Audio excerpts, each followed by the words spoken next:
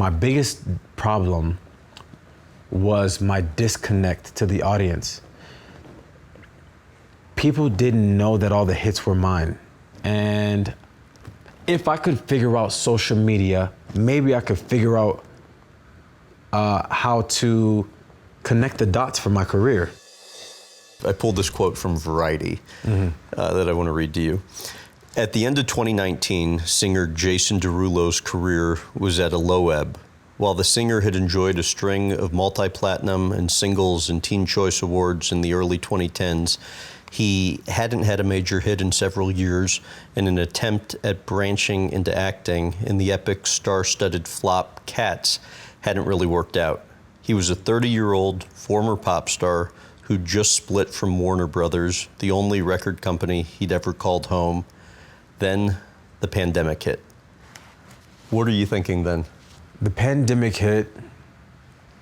I seen my nieces and nephews on this app, and I'm like, damn, they're like really obsessed with this app. Like they're all over this. Like they want to be on it all the time, all day. Every time I see them, they're like on this app, and they're lip syncing, and they're doing dances. I'm like, this is weird.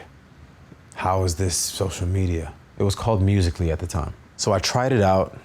I ended up doing a campaign on there for one of my songs. It was called Get Ugly. And Musical.ly said that they would shoot it out to every single person on the app. And I was like, oh, cool.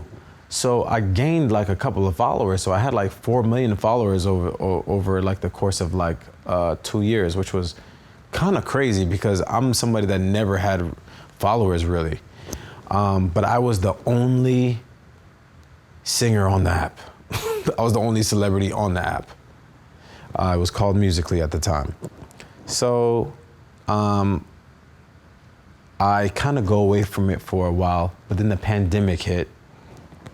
And I was like, I'm gonna try that app again. Now the app is called TikTok. I didn't know how to social media.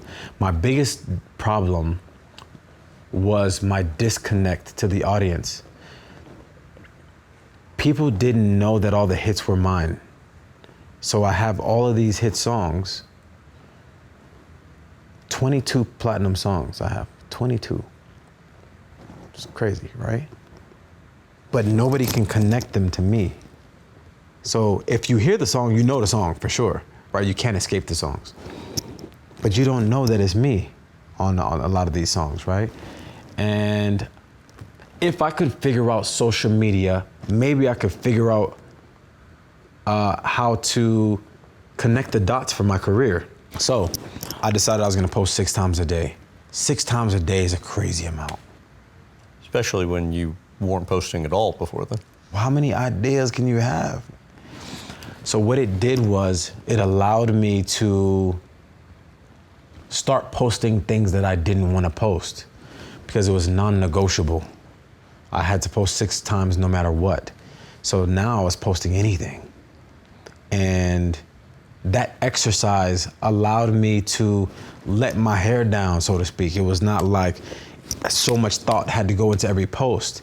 And it allowed me to be myself. It allowed me to be silly. It allowed me to do other things. Now, at the time, that app was just a dance app and lip syncing.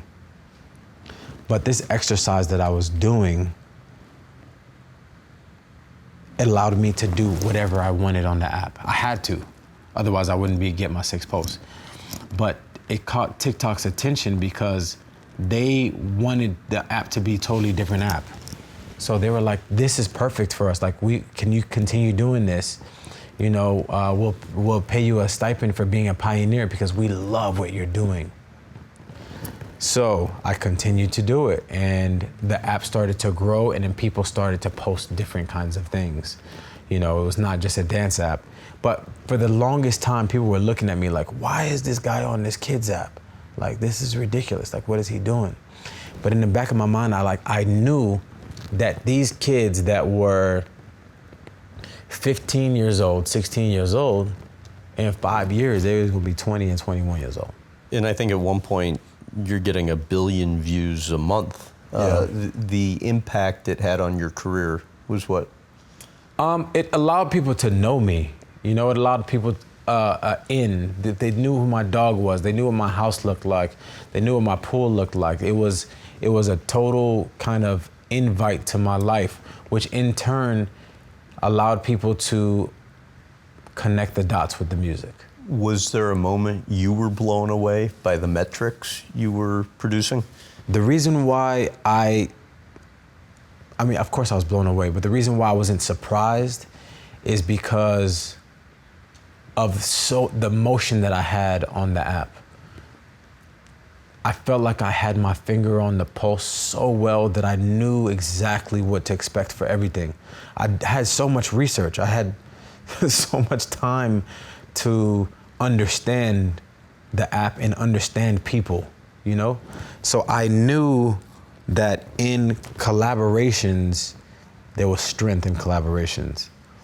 And when I put out a song and I did collaborations, it was going to make people listen to the song whether they liked it or not, you know? It gave visibility to a song. Whereas if we had radio, they would have to turn on the radio to hear a song. But during the pandemic, all we have is TikTok. So I needed eyeballs on my song. So the way that I was gonna get eyeballs is I was going to post my song shamelessly on my TikTok, but I was also gonna do collaborations with a lot of different creators. And then I was gonna ask for favors. Hey, can you post a song? Can you post a song? Boom, boom, boom. And then the swell started instantly. It was like a crazy swell. And that was the first time that TikTok really, really blew a song up based on creators and based on the audience doing some sort of dance.